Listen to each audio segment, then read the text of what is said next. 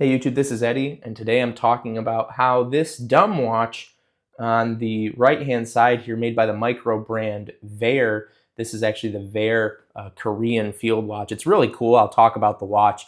You'll probably see more watches on the channel. I've gotten into that as a hobby recently. A really cool watch here, solar-powered Epson movement. Really interesting. But what I wasn't expecting when I bought this watch was for this to be something more transformative for my exercise, at least right now, than the expensive Garmin Epix Gen 2 sitting right here. Just something I totally didn't expect. I actually bought this Garmin, I think in January of this year, maybe late last year. I got it at a really great deal and was really excited for it for mountain biking this summer because it gives me the grit and flow, if you're familiar, uh, mountain biking metrics, which I actually really enjoy those. So that's something I enjoy about the Garmin. But how did this dumb watch that just tells the time, it doesn't even have a date function, all it does is tell me the time, how has that been more transformative to my exercise than the Garmin? And I'll tell you, some of it's a me problem. And this might not be the same for you. I'm just telling you about my personal experience.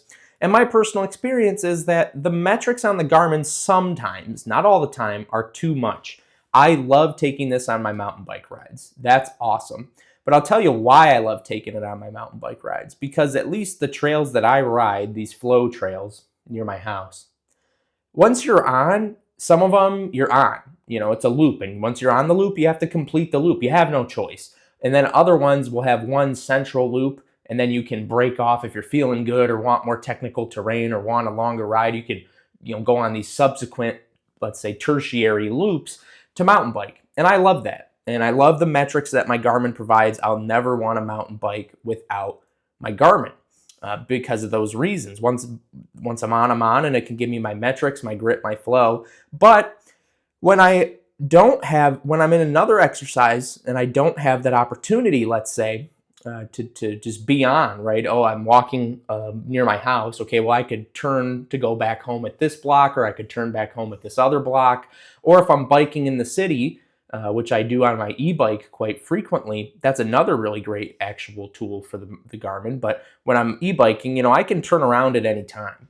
And what I was doing on these situations where I could bail on the exercise at any time I wanted is I was getting too sucked up into the metrics. If I'm walking, okay, well, how many steps have I taken? And I'd kind of beat myself up about not taking enough steps. Okay, what's my heart rate? How hard am I working? Oh, well, maybe I'm working a little harder than I should. And quite frankly, to be honest, with my fitness journey, I love being physically fit. It's something I've done my whole life. But due to some life factors, I just haven't had the time to work out lately as much as I would like. And so I'm getting really caught up in the metrics of it all and how it's not where I want to be or not where I was in the past. Again, I'm getting caught up in the steps. I'm getting caught up in the heart rate. If I go, I'll actually enter one of these. There's so many options on this. Again, this is a great watch. But let's say I enter a run, for example, it says wait for GPS, but I'm just going to start it. But it's going to tell me my distance. I don't know why it said I moved 600ths of a mile. And you can see, it doesn't have my heart rate. I'm not connected. But I get caught up in all these metrics. Oh, I haven't gone as far as I've wanted. My pace is really slow. If I scroll up, my average power might be not where I want it. And so really what was happening was I was just beating myself up way too much about the metrics within Garmin. What's my lap distance, my lap time, my lap pace, getting too sucked up in these metrics. And then what I wasn't able to do at that point was enjoy the exercise. I was actually creating a negative feedback loop. And I'll discard this workout. And so I was just, and again, maybe that's just a me problem. I was beating myself up way too much about these types of metrics instead of just enjoying what I was doing. And then that would sometimes lead me to turn around earlier than I otherwise would. And other times it would lead me to try and force myself to go further, even though my body was saying, look, we can't do that right now.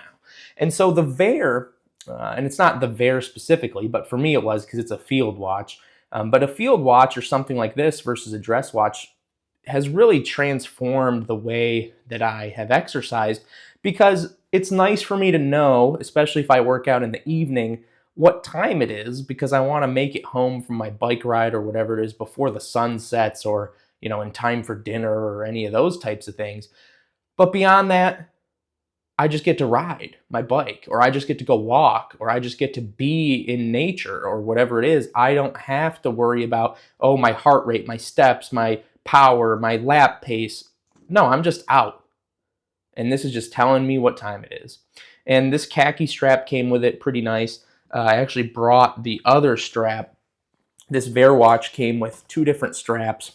And so this is the silicone one, which is actually really nice. This is my favorite silicone strap on any watch that I've that I've owned, and this just came with it in the box. And I've really liked my time with the Wear. This is not a sponsored review, not paid. It'd be cool if I could get noticed by a watch brand, but given this is my first video, clearly, I haven't.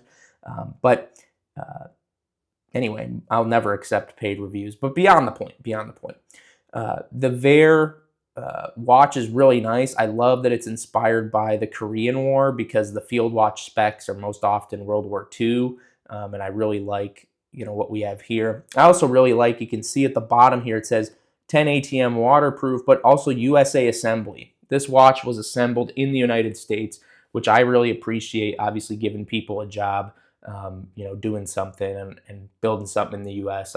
I do, generally like that idea. I have a couple Shinola watches I like as well for the same reason. Yeah, the parts are from who knows where, Swiss parts, China parts, whatever, but it's assembled in the US by, in that case, in Shinola's case, people in my community. So I really like the way that the Wear looks. It is a little thick. This is the C5. There is a C3 version, which is smaller.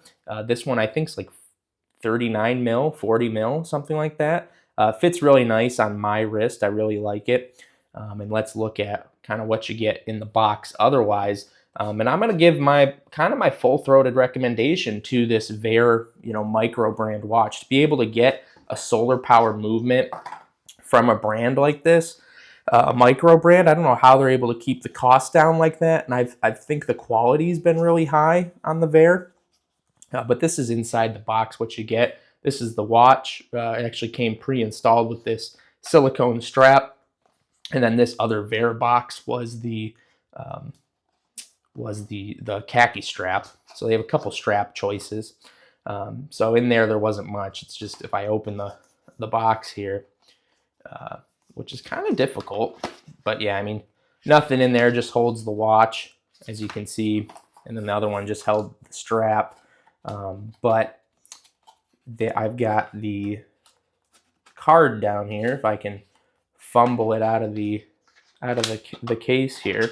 So I've got this Wear card. It also came with this Wear sticker. I'm not really going to use that, I don't think, but it came with that. But this Wear card is saying, hey, look, certificate of assembly, the source assembly of your origin, the warranty, the water resistance, which is 2 years, a little low. I would have liked the warranty to be longer.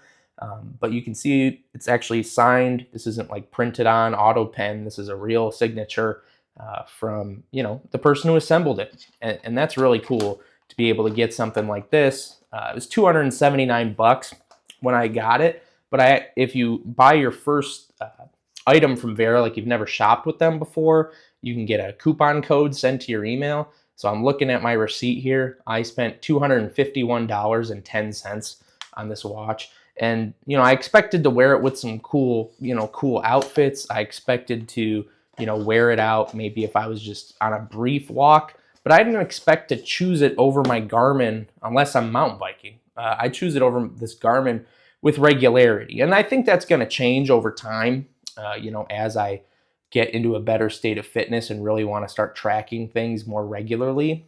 But I think this is just a good reminder, number one, of how deep I'm falling down the watch rabbit hole. But number two, just how sometimes simple is better. And, it doesn't have to be this Wear watch. I love this watch. I really, really enjoy it. But I would say, look, if you're in a similar spot as I am and you're thinking in a similar way, you just maybe beat yourself up too much, it might just be a good idea, to get a watch like this that's pretty simple, or get a digital Casio. You can get a Casio that for like 20 bucks, that are really cool, like the F91Ws, and you could get a G-Shock for pretty cheap. So maybe that's the solution for you. I love the Wear watch and how it looks and how it wears, even when I'm on a mountain bike, or I'm sorry, on an e-bike, or any of that. So I like this, and luckily I have the ability to afford it. But again, for you, maybe it's a Casio or a Timex Ironman or something like that that gives you that ability to kind of tune out a little bit. No need. Just if you know what time it is and you know what time you got to be where you need to be, sometimes maybe the more metrics are actually bad, not better.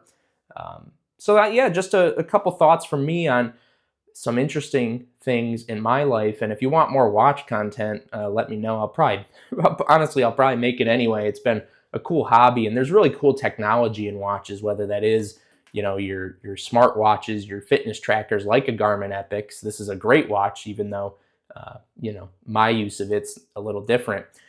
But then also just your traditional watches, there's some really cool technology in there as well. So this has been me, Eddie. Let me know what you think about this in the comment section down below, and I'll see you in the next one.